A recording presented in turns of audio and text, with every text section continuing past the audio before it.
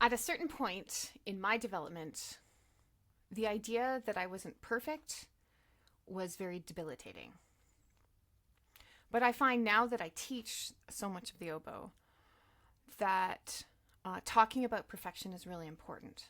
And so I'm going to make a statement that not very many teachers are willing to make, which is I'm not perfect and you're not perfect.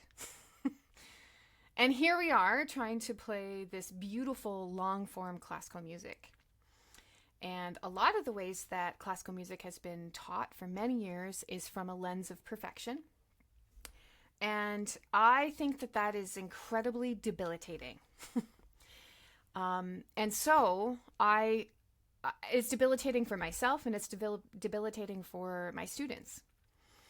And so I'd like to talk about the philosophy of valuing your music making and focusing on perfection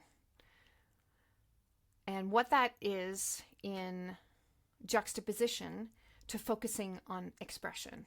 In other words, looking at expression as the vehicle for your music making rather than perfection. I'd like to unpack that a little bit for you today. But before we do, I'll introduce myself.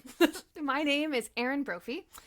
I am the principal oboe player of the Saskatoon Symphony, now on sabbatical, and a sessional lecturer at the University of Saskatchewan. And I'm going to tell you a little bit how I came to this realization about perfection.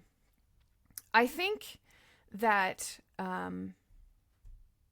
early in my development, I fell in love with music making. I fell in love with beauty. I fell in love with sitting in the middle of a large orchestra and feeling all of those vibrations around me.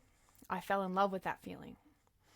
And I didn't get that feeling very often because I'm from a very remote place, in Canada. And so I had to travel a great distance in order to have that experience. There was a small community orchestra where I was, and I'm very grateful for them, but they were small. And so I had to travel hundreds of kilometers away to get into like large music making experiences. And I think because I came to the oboe sort of in isolation, you know, I didn't have access to lessons. I didn't have access to good reeds or a functioning instrument even. Because I came to the instrument in isolation, I didn't really know about this perfection side of classical music. I didn't understand about the execution side of performing. And I just knew that I loved the music. I knew that when I went to concerts, it gave me chills down my spine, and I wanted to do that over and over again.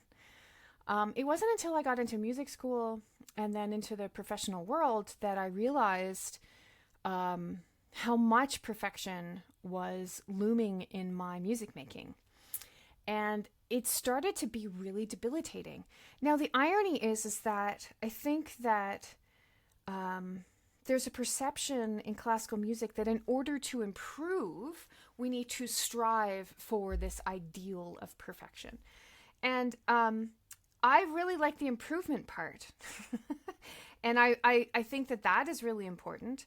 I think that the growth part of improvement is really important. I think, though, that when we play with this idea of perfection, that a piece of art or a piece of music is only valuable if it is perfect, I think we really don't leave space for humanity. And I think the nature of being human is to be beautifully imperfect. And what I started to notice in my studio, in my university studio, in my private home studio, I started to notice that the way that I was teaching, where I was pointing out mistakes, my intention was to help the student improve, but the impact of pointing out the mistakes and the way that I was doing it, which was to stop the student and say, oh, At measure 37, that's a C natural. Or at measure 26, there's an accent there. Or can you play the rhythm more robustly in measure 25? Whatever the feedback might be. What I would see is that often the student would feel bad. And or we would get to sort of the end of the year at our final concert. And a particular student would not want to go on stage. And many of my students actually wouldn't want to go on stage. And I was really puzzled by this because performing is really fun. And if we're not going to share our music with others, then why are we spending all this time practicing? But I had a revelation in my teaching trajectory that how I was pointing out and the manner at which I was trying, my intention was to help the students improve, just was not working. And so I entered into an experiment. And this is, pretty in line with my personality, but I decided the next year, into the teaching year, I was going to, every time a student made a mistake, I was going to laugh at them. Instead of taking it very seriously and gently correcting them, I was going to laugh outright and just find the mistakes they were making funny. And at first, when I started to do this really freaked my students out, I have to say. Not just because my laughter is explosive, but it was surprising for them. But over time, what happened is that they would make a mistake and then they would laugh with me. And then further down, the longer I did it, they would laugh first. And what ended up happening is that by placing laughter as one of my teaching mechanisms, on a meta level, I was helping those students see that it wasn't that serious. That making a mistake, quote unquote mistake, was expected and actually invited and was an opportunity for us to share a laugh. And I have to tell you that following year, at the very end of the year of teaching, every single student of mine got up on that stage and performed. And not only did they want to perform, but they performed well. And that was a number of years ago, and I really have taken this idea of teaching, this philosophy, and applied it. And I've given a lot of thought to where perfection, or the ideal of perfection, should be in music making. And I think that perfection is actually the reason why we have such pervasive performance anxiety in classical music. I think that in an effort to sound beautiful, we try to make our humanity absent. And humans, I know I'm one, make mistakes, and I make tons of mistakes.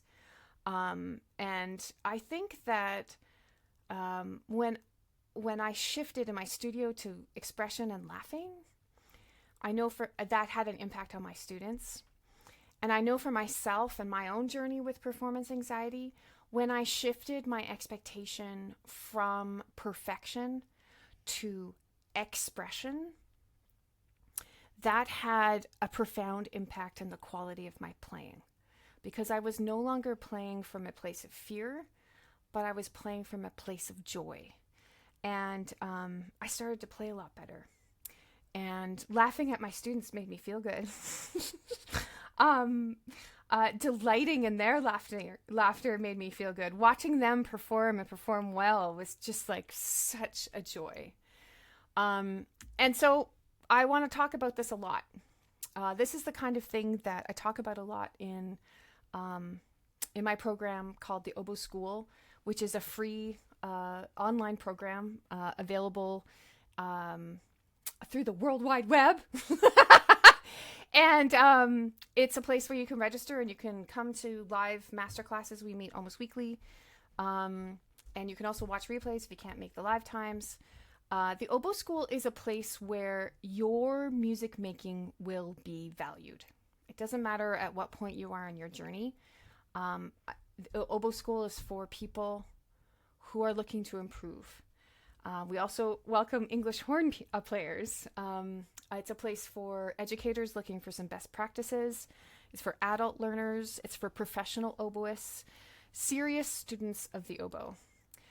There's a link below this video if you would like to join us there. I would look forward to connecting with you. Let's all become the oboe players that everyone wants to play with. The oboe players we are meant to be. Play the oboe with joy and ease.